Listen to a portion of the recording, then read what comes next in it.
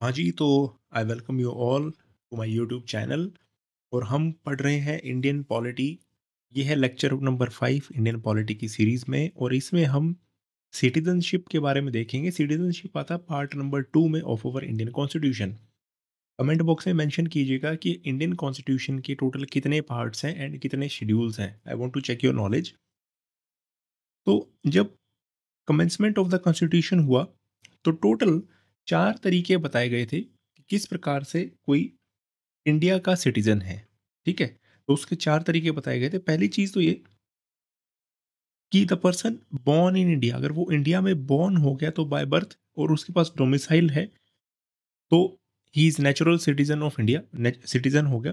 और अगर 5 साल इमीडिएटली वो इंडिया में रह रहा है after the commencement of the constitution, वो सिटीजन इंडिया का बन गया है।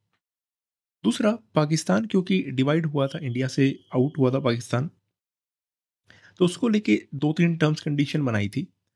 19 जुलाई 1948 एक चीज़ रखी गई, एक डेट फिक्स की गई कि अगर 19 जुलाई 1948 से पहले कोई पाकिस्तान से वापस आया है इंडिया में रहने के लिए और वो अनडिवाइडेड इंडिया का सिटीज़न था, तो उसको इंडियन सिटीज़नशिप मिलेगी। और अगर 19 जुलाई 1948 के बाद कोई पाकिस्तान से इंडिया है आया है, तो मिनिमम उसको 6 महीने रहना पड़ेगा इंडिया में, तब उसको सिटीज़नशिप दी जाएगी इंडिया की।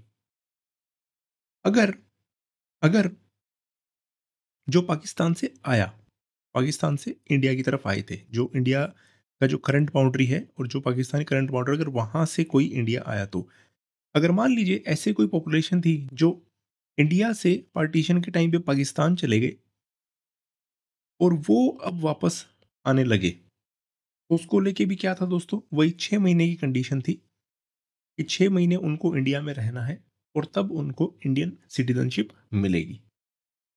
तो हालांकि आई अंडरस्टैंड कि ये थोड़ी सी डेट्स कंफ्यूजिंग है, पर आप इसमें 6 महीने याद रखना। और ये वाली डेट 19 जुलाई 1948 एक डेट बड़ी इंपॉर्टेंट है, इसको भी आप याद रखना। चौथी टर्म्स कंडीशन क्या थी at the time of commencement of constitution? अगर किसी के पेरेंट्स इंडियन है और बेटा या बेटी बाहर ओवरसीज रह रहे हैं, तो उसको भी इंडिया की सिटीजनशिप मिलेगी at the time of commencement of the constitution. ये चीज़ थी। देन सिटीजनशिप एक्ट आया 1955, जो कि टोटल टोटल अगर मैं बात करूँ 4 बार अमेंड किया गया है। कब कब अमेंड किया गया है? 19 1986, 1992, 2003 एंड 2005 में अमेंड किया गया है। इवन एक लेटेस्ट भी अमेंडमेंट हुआ है सिटीजनशिप एक्ट में। आप प्लीज़ मुझे ईयर बताइए कि सिटीजनशिप एक्ट कब अमेंड हुआ है, लेटेस्ट जो हुआ। ठीक है, अब देखते हैं इन एक्ट्स के हिसाब से सिटीजनशिप कैसे कैसे मिल सकती है। बाय बर्थ मिल सकती है, bye decent, bye naturalisation and bye registration. By birth का मीनिंग क्या है? अगर 26 जनवरी 1950 से लेकर 1 जुलाई 1987 के बीच में अगर कोई किसी का भी पेरेंट, बच्चे का कोई भी पेरेंट, मदर या फादर इंडिया में अगर पैदा हुआ तो by birth he will be a citizen of India. अगर अगर इवन उसका कोई पेरेंट भी अगर पैदा नहीं हुआ 1 जुलाई 1987 से 3 दिसंबर 2004 तक, अगर कोई भी एक मदर या फादर इंडियन सिटीजन है, तो ये भी बाय बर्थ ही सिटीजन हो जाएगा। 3 दिसंबर 2004 के बाद अगर कोई बच्चा पैदा हो रहा है, तो उसके दोनों पेरेंट्स इंडियन सिटीजन होने चाहिए, तभी उसको सिटीजनशिप बाय बर्थ मिलेगी। Then come citizenship by descent. Citizenship by descent का क्या मतलब है? अगर एक पर्सन जो कि इंडिया के बाहर बोर्न हो रहा है, उसको डील किया जाता है सिटीजनशिप बाय डिसेंट। तो 26 जनवरी 1950 सेम डेट है और 10 दिसंबर 1992 के बीच में अगर कोई बच्चा बाहर पैदा हुआ ओवरसीज और उसका फादर अगर इंडियन सिटीजन है, तो बाय डिसेंट उस बच्चे को भी इंडियन सिटीजनशिप मिल जाएगी। 10 दिसंबर 1992 से 3 दिसंबर 2004, देखिए ये क्यों आ रहा है 2004 1992, क्योंकि यहाँ पे अमेंडमेंट्स हुए हैं, ये देखिए, इस वजह से ये डेट्स आपको याद रखनी है। फादर हो या मदर हो, कोई भी अगर इंडियन सिटीजनसी बच्चा अगर बाहर पैदा हुआ तो बाय डिसेंट उसको सिटीजनशिप इंडिया की मिलेगी। 3 दिसंबर 2004 से लेके प्रेजेंट रजिस्ट्रेशन करानी पड़ेगी 1 साल के अंदर-अंदर। अगर कोई बच्चा बाहर पैदा हो रहा है तब उसको सिटीज़नशिप बाय डिसेंट मिलेगी। Then comes citizenship by नेचुरलाइज़ेशन।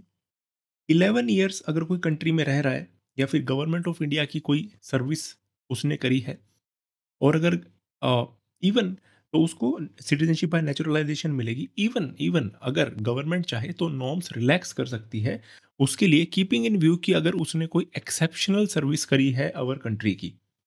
किस फील्ड में एक्सेप्शनल सर्विस? जैसे कि साइंस, फिलोसफी, आर्ट, लिटरेचर, या अनदर ह्यूमैनिटी के लिए अगर कुछ अच्छा काम किया है।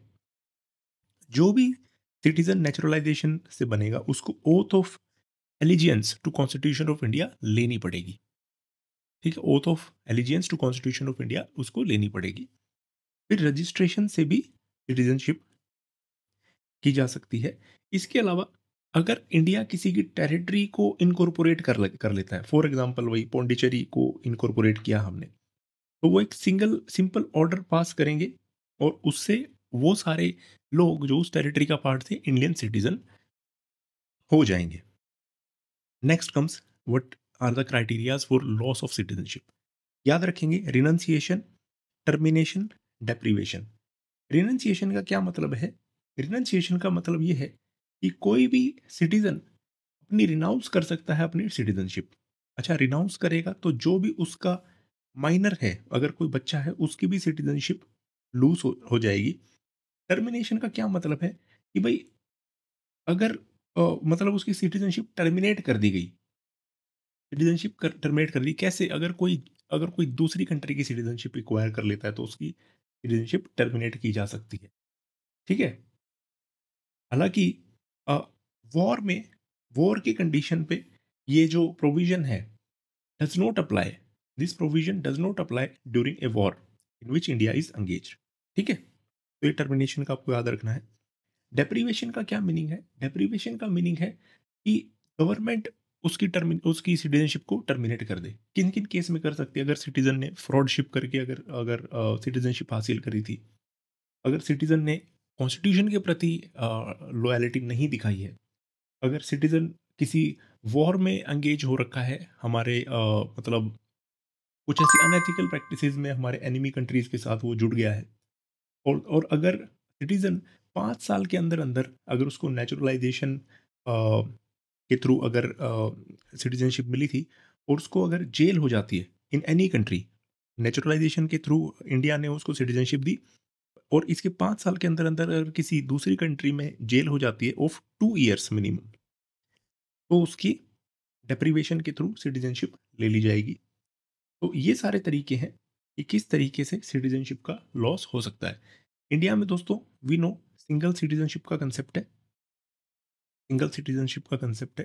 थोड़ा सा हमने डिटेल में इसको देख लिया, पर फिर भी डिटेल में जाना इसमें बेटर ही है। कल को क्वेश्चन आ जाएगा तो will be easy to take care of that question. तो दोस्तों अगर आपको ये हमारी सीरीज पसंद आ रही हो, आप प्लीज़ इस वीडियो को लाइक कर सकते हैं, आप शेयर कर सकते हैं वीडियो। तो थैंक यू दोस्तों, thank you very much. PDF हमारे एप्लीकेशन पर मिल जाएगी। एप्लीकेशन का लिंक डिस्क्रिप्शन बॉक्स में है और हमारे टेलीग्राम चैनल का भी लिंक डिस्क्रिप्शन बॉक्स पे दिया हुआ है। थैंक यू दोस्तों, थैंक यू वेरी मच।